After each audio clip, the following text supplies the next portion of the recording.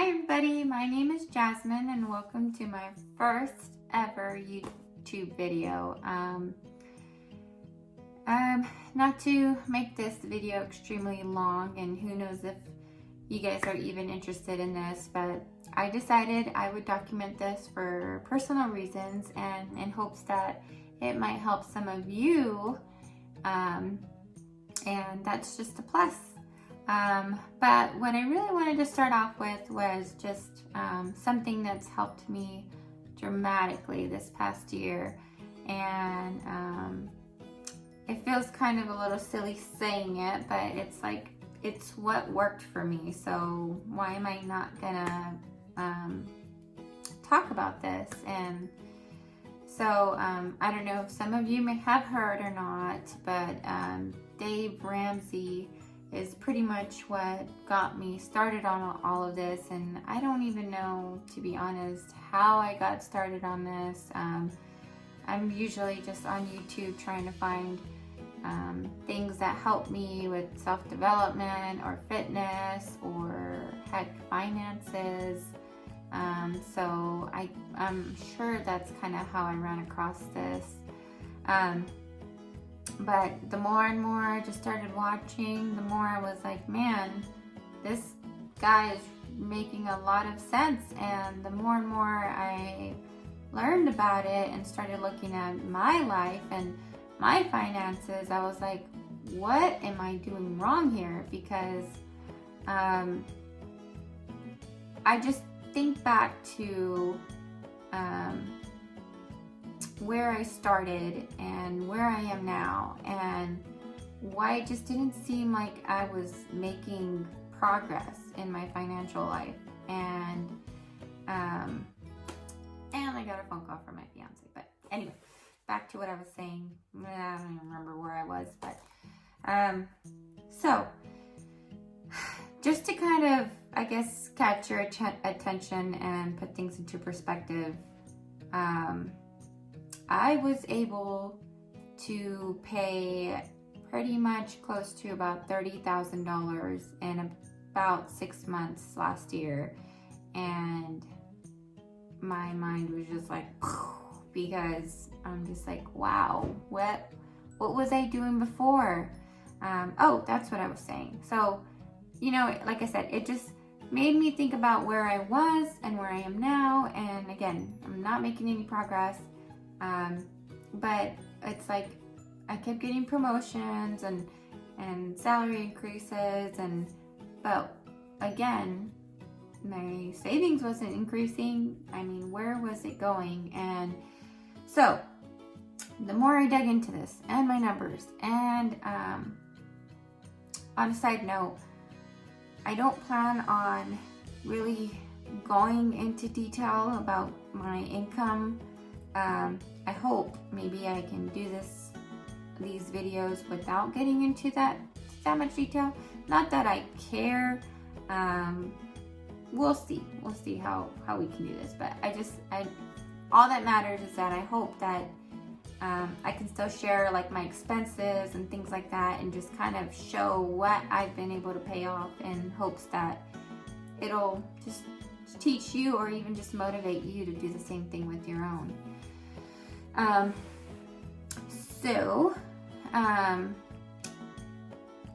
Going back to Dave Ramsey, I really just recommend watching a ton of his videos, because it'll just make sense and it'll just light a fire in you, and everything he says is reasonable, even if you might not, even if you don't agree with every single thing he says. You can't turn your face from his financial advice, because I'm living proof that it has worked. And I'm not done yet, but I mean, if I just continue going at the pace that I am, I should be done. Hopefully, my goal is definitely sometime next year. Basically, to make it simple right now, the first goal that you want to have, which he calls baby step 1, is to have $1,000 in your bank account, and that's it. everything else should go towards any kind of debt that you have, not including your house. Your house will come in a later time. So you want to list all of your debts. Then again, baby step 1 is just have $1,000 saved in your bank account. So just if you're not there, if you don't have anything, if you're like me, I was living paycheck to paycheck. That's so sad to say, because again, like I said, I was living a I was working, getting paid minimum wage at one point, and I was surviving then. Now I got this amazing job and a huge increase in salary, and I have nothing to show for it. So like that in itself should just piss you off and make you want to do this. People walk around like having a car payment is normal, having a credit card is normal, having, I don't know, I mean, I guess it can be, but at the same time, why even put yourself in that situation? Like, would you rather be paying $300, $500? I think you said like the average car payment was like close to $600 a month. And I can vouch for that because that was what mine basically was. And I can tell you, I have paid off my car. I paid that off, I think back in like January, February, somewhere around there. And oh my gosh, what a big difference has it been. And it's just such a weight off my shoulders. And yes, it works. So my next, so kind of to show you, and I could have made this a lot prettier, but this is, I just honestly, it doesn't have to be anything fancy. If I wanted to, I could put this on a spreadsheet on Excel, and I might do that, but I just started with a paper copy on in a notebook, because that's what works for me. I like to write things down. I've just never really been good at Excel anyway to begin with. And again, I like to write things down. It helps it kind of stick in my head a lot better that way. But so I broke down all my debts. I got rid of baby step 1 pretty quickly. I think I already had the $1,000 in my bank account. So baby step 2, basically what you want to do is, once you write down all your debts, you want to order them from smallest to largest. Now, this is another thing that might seem kind of silly, but a lot of people like will call a show and argue that, well, I need to pay off the one with the highest interest first because that makes mathematical sense. And he always argues back, and again, I can stand by this, you know, if it were a math problem, you wouldn't be in debt to begin with, because you would understand you're spending money that you don't have if you're having to put something on credit card. Now, I know there's going to be those out there that say, well, no, I just use a credit card because of the points and the rewards and blah, blah, blah, blah, blah, blah, blah, you know, and I pay it off every month. But a majority of people are not that way. And to be honest, I'm trying to not make this sound as, I don't know how else to put it, but if those people aren't millionaires or where you want to be financially long term, then why are you taking advice from them? It's like the only person I want to be taking advice from financially is from a millionaire or someone, you know, who's just financially well off. And it's just like he always often, and this is obviously something relatable to me as well, but compares it to like fitness. You wouldn't, I mean, again, not to put this in a harsh way, but you wouldn't go to someone that's overweight and ask them for their diet advice or their workout routine. I mean, does that not make sense? Wouldn't you want your personal trainer to look somewhat fit and healthy to get advice from them? I mean, that goes for anything in life. But anyway, trying not to ramble here. So, he just goes into saying that it's a behavior issue and not a math issue. And I 100% stand by that, because you just need those little wins along the way to keep you going. And again, related to fitness, it's exactly like that. Like, if you are working out for a long time, and every time you lose a pound or whatever your goal is, and you make yourself little baby steps along the way, so that way it keeps you going. I mean, you wouldn't just work out for the rest of your life if you weren't getting any results out of it. So these are just like quick little wins. So like, for example, my smallest debt at the time, again, I started this back in June of 2019. My smallest debt at the time was $115.11. Paid that off, bam. My next one was $320.36. Paid that off, bam. I probably did those in like the first couple of months. Again, keep in mind, I was living paycheck to paycheck at this time, so I couldn't even scramble for $20 or anything at the time. So, and it's nothing to be ashamed of. They say, I think he says, 8 out of 10 people live paycheck to paycheck, or 8 out of 10 people couldn't cover a $500 emergency if they needed to. So if you look around your building, for every 10 houses that are out there, 8 of those people are living paycheck to paycheck. That kind of just blew my mind too. And I was like, whoa, it makes you not feel so alone and not ashamed. But anyway, so then my next one after that was my car loan, which was at the time $12,500 left on that. So, man, I worked and I worked and I worked, and I finally paid that off in, I can't remember. I want to say it was like January somewhere, January, February.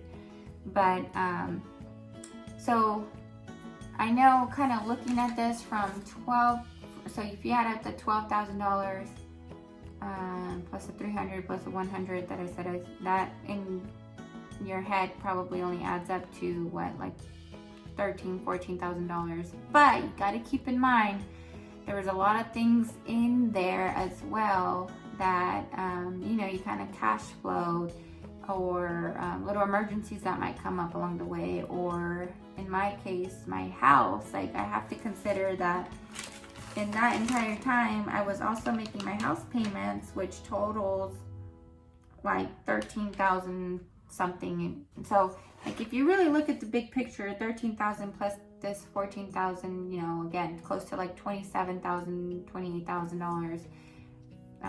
Almost, like I said, $30,000 of debt that I paid off in just 6 months. Like, my fiance calls me a lot.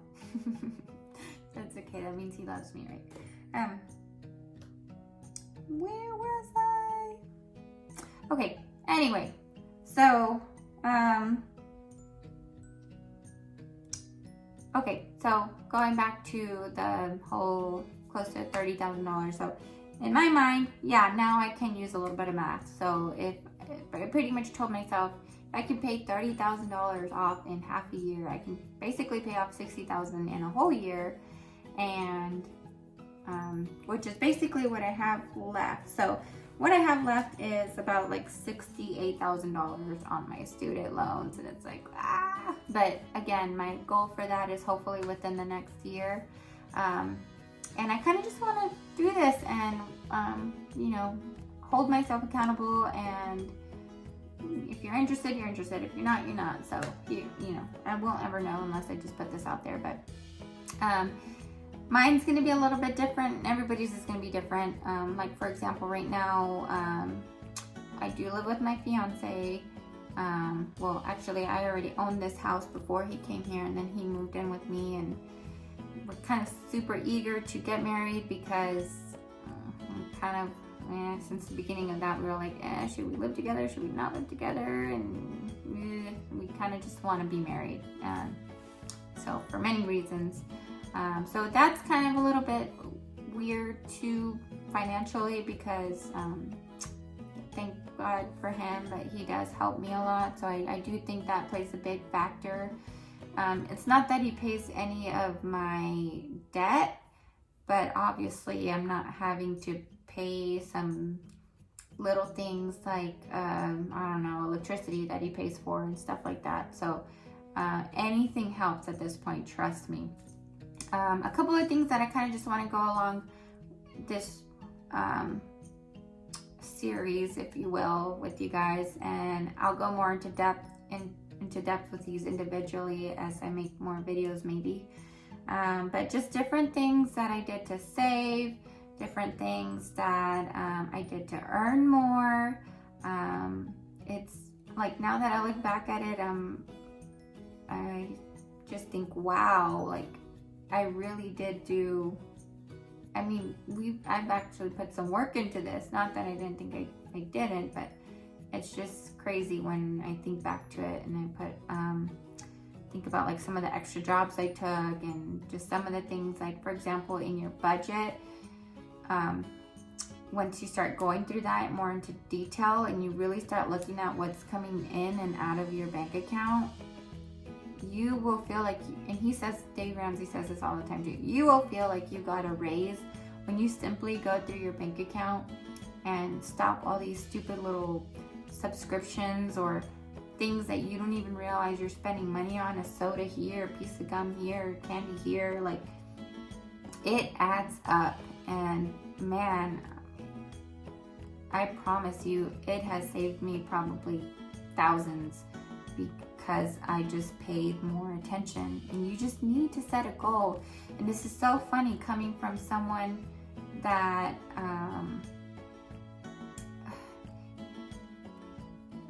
has like a fitness background, and I feel like I've been successful-ish at it.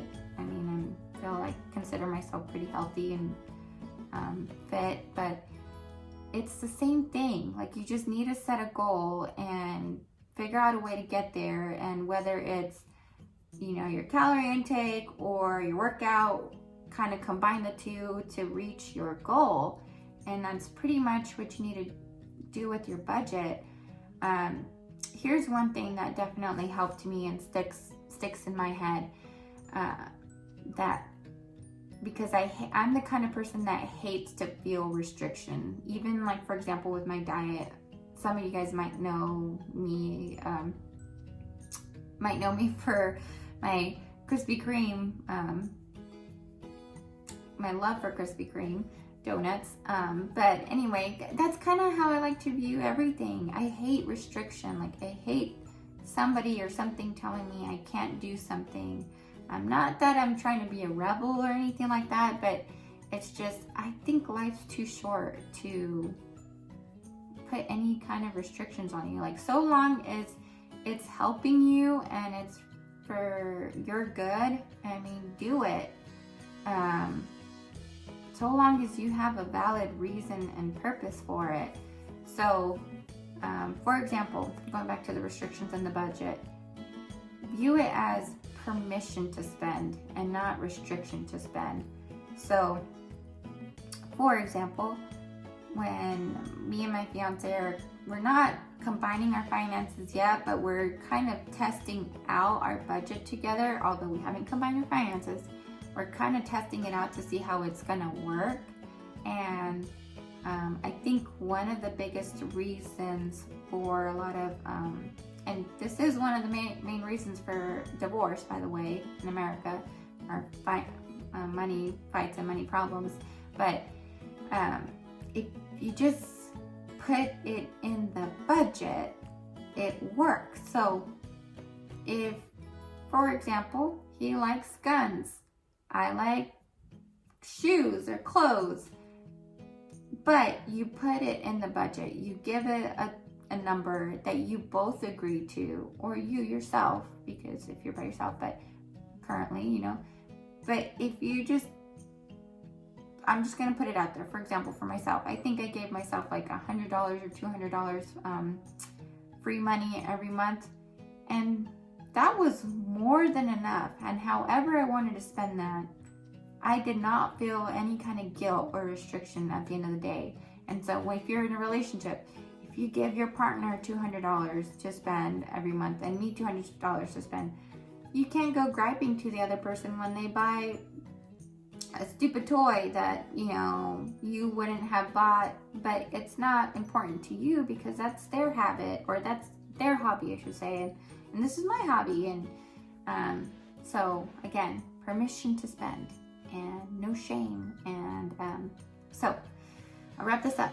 I feel like I rambled on forever and ever and ever. And I can go on and on and on about this, but I kind of want to break it down and just have you guys follow me on this journey, and hopefully to being debt-free. But it's definitely one of those weird topics that I feel many people feel uncomfortable to talk about, and I do feel uncomfortable to talk about this, so bear with me. But if it helps someone, then it helps someone. And I hope you guys stick around. Thank you. Bye.